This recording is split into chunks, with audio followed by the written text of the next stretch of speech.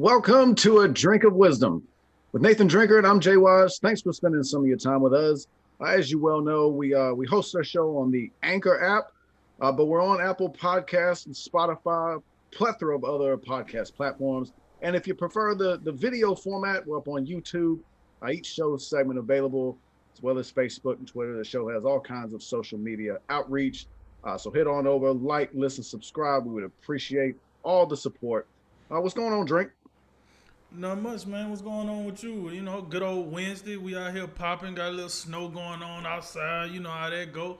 But, excited, ready to get into the show. And last but not least, let's talk some sports, baby. Because we see what they don't and say what they want. Let's roll, baby. We do, and away we go. In episode 33, we look ahead to Super Bowl 56. The Pelicans roll over the Rockets, and the Jazz maintain their grip on first place in the West with a win over the Celtics. We begin with our Super Bowl 55 recap, which saw the Tampa Bay Buccaneers beat the Kansas City Chiefs 31-9. Tom Brady extending his record of Super Bowl rings. He's now got a grand total of 7. The Bucks, first time they've won since 2002, 2003, whatever it was, with Tony Dungy and the crew. Oh, no, that was John Gruden. That was actually John Gruden. Meanwhile, Kansas City is denied their opportunity at back-to-back Super Bowls. I think a lot of folks may have thought Tampa Bay had a good shot, but I don't think anyone foresee the blowout that we saw. So how did it look to you, Drake? What was the difference in this one in your mind? What wasn't the difference? Hey, hey, let me tell you something. Listen, when we did our preview of the Super Bowl, and I remember very fondly that you gave your kudos to Todd Bowles and the defense, and I was like, yeah, the defense was cool. Yeah, the defense was cool. Well, you ain't got to worry about that this week. That defense was phenomenal. Listen, I know Todd Bowles is one of them guys that should have been mentioned in the head coaching, vacancies in this offseason. Instead, we got Dan Kneecaps, Campbell down there. But look, that defense is crazy, man. If I did not have respect for what's his name, Levante Davis, I do now. I've never seen somebody ball up Travis Kelce like that. I mean, don't get me wrong, he caught a few, but it was like, I ain't gonna say garbage time, but it was like he caught the balls and the volume of that wasn't as high as normal when Travis Kelce when he's usually involved. And that dude, man, him and Devin White, that linebacker coach for real.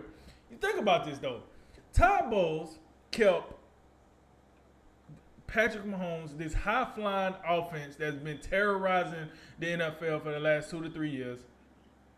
He kept them in check with just rushing 4, playing cover 2. He didn't do anything that was like, dang, I ain't never seen that defense before. I ain't never seen that coverage before. That's some good stuff. He must have made that up in his backyard. No, he played simple defense. It's just he knew what he had on defense and he used it.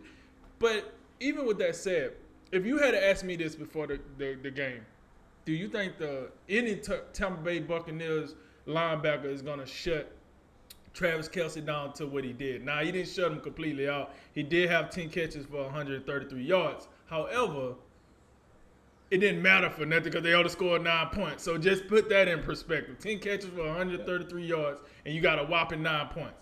But if you had told me that it would be the linebackers that kept him in check like that, I would be like, no, ain't no linebacker going to keep Travis Kelce in check, baby. You might want to put a safety over there. Maybe that might work, but, I'll tell you, man, kudos to Todd Bowles, kudos to that Tampa Bay defense. If I'm Tampa Bay and it's up between Chris Godwin and Shaq Barrett, I might have to take Shaq Barrett for numerous things. But, that's another story for another time. I ain't going to go down that rabbit hole. But kudos to that defense. And then over to the offense. Listen, here's the deal. This is why you brought Tom Brady in. Because when the kitchen gets the hottest, I need a cool customer. And that's what Tom Brady was. Tom Brady said, this is Super Bowl. I done had plenty of them. Oh, by the way, this is Super Bowl at home. So this is a first for me, too. Let me get some of that action. So he came in there. He did what he was supposed to do as the leader. He came, he showed these guys they can win. Now they're winners. So it's kind of, to me, like I run it to the parallel of what LeBron did with Anthony Davis and Dwight Howard and you know, some of those guys last year that came along with that team and was like, man, I just want a ring. Well, come on down, let me help you out a little bit. And he showed them the promised land, and you know, the rest is history. One of the things I do want to point out, though, when watching this game, as good as Tampa Bay defense was, I would be remiss if I don't mention the fact that that tackle situation for the Kansas City offensive line was a lot worse than what people thought, including me. I thought, even though I knew going into that game, I picked Kansas City because I'm like, okay, yeah, he know the tackle's bad. They'll figure it out. I got to think Andy Reid and Eric B been in the lab working up some magic to try to maneuver around that. Now, if you want to add that on top of the turf toe that Patrick Mahomes had that probably stopped him from doing some things, fine. But if you use that excuse, we got to talk about the wide receivers and the tight ends a little bit. Tyreek Hill dropped a touchdown right in the face mask. Was it the most wide open touchdown? No. But still, that's a catchable ball for an all-pro wide receiver. Like, what we doing here? He dropped that. You had Travis Kelce. He dropped a very, very important third down. I forgot which quarter that was. But these guys, and listen, Miko Hardman, Robinson, Sammy Watkins, that no-show crew right there, that's not it. That wasn't it. Listen, Miko Hardman ought to be ashamed of himself. He had like he never been in a big game in his life. He was out there lost in the sauce. He was just lost in the sauce. He was just going too fast sometimes, going too slow the next time. I ain't gonna catch this. Miko Hardman, that was the boy. Let me tell you, he had me cussing and fussing in this piece. But what I did notice, and what I do think really hurt Kansas City is when you needed a third receiver, you didn't have it. And I think it's been a very, very few times where Patrick Mahomes got put in a situation where he didn't have that third receiver or where he really needed to rely on that third receiver. Usually one of those two guys can get loose, whether it's Kelce, whether it's Hill, one of those two guys. And then, you know, Sammy Watkins and crew, you only need a little bit. Problem here, a lot of people was attacking the run game of Kansas City, but I personally don't think the run game was that bad. I just don't think they used it enough.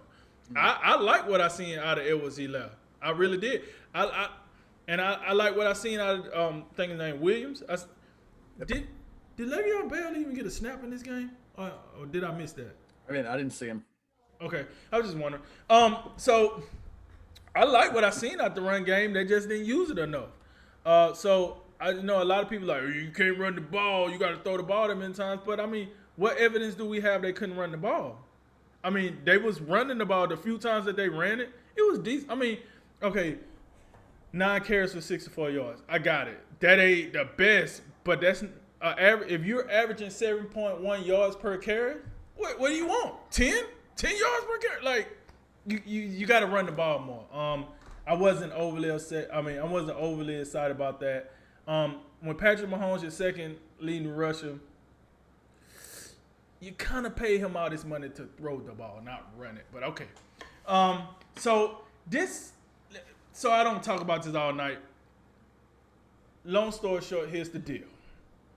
The Kansas City Chiefs got flipped upside down. Tampa Bay came in there with a game plan, stuck to it, and they worked it to perfection.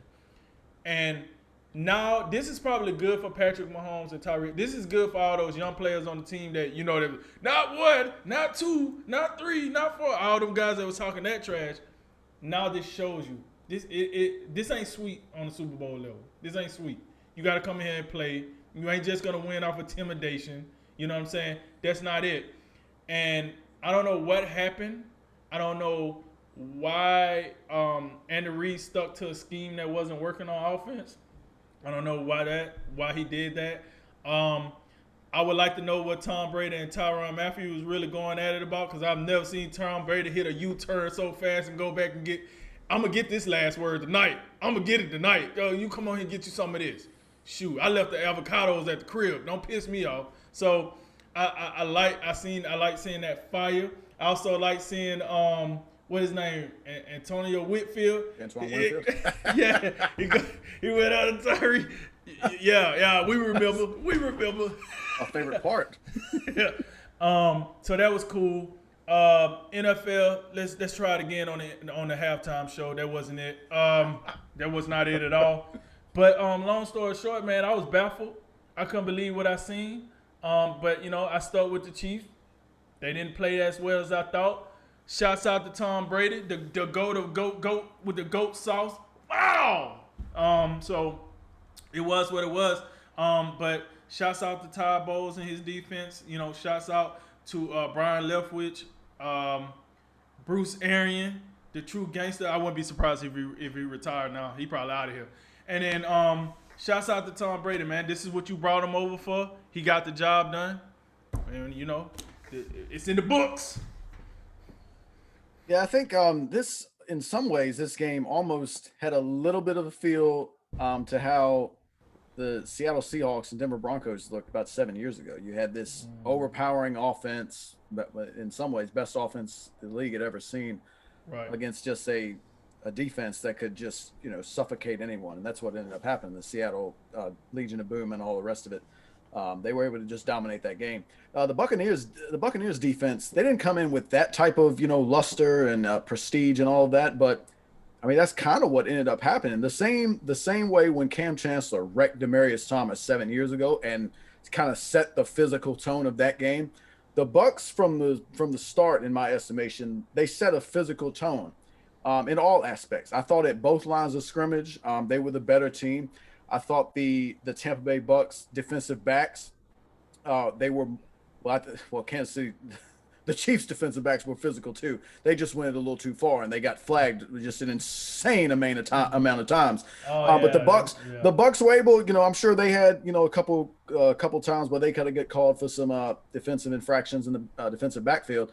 But they didn't get caught, and those type of things it seemed to bother the likes of Tyreek Hill and Travis Kelce, to where you saw some of those contested catches to where maybe what are they doing? These guys are talented to make these plays, but when you're getting physically beat up the entire game, maybe some of that has an effect on a contested catch that we know you're capable of making. The offensive line situation is something that we probably didn't pay much attention to, even though I was clued in on the tackle situation. But you also got to remember this, and this I don't think anyone's going to use this as an excuse.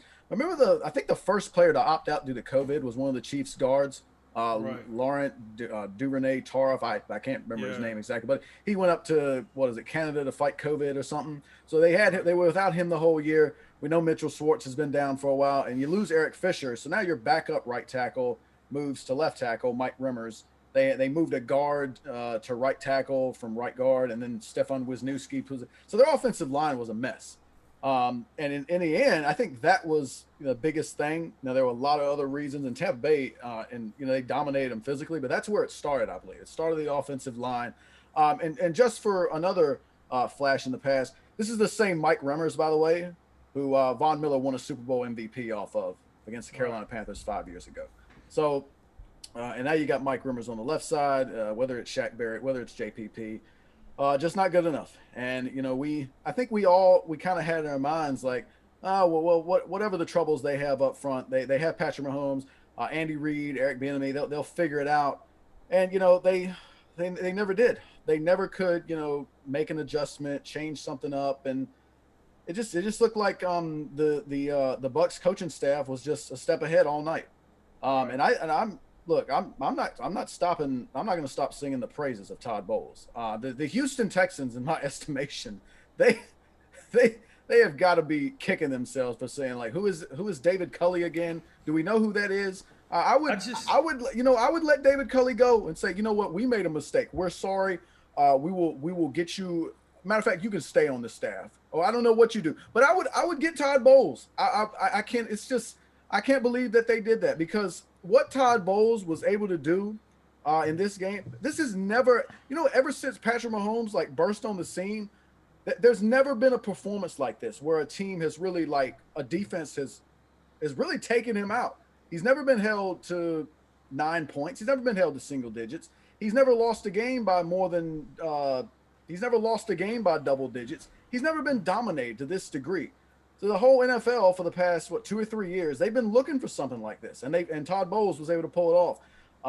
The Bucks in the end, the weaknesses that I thought were weaknesses, the secondary, it didn't turn out to be a weakness. Antoine Winfield had a big deal stabilizing the back end.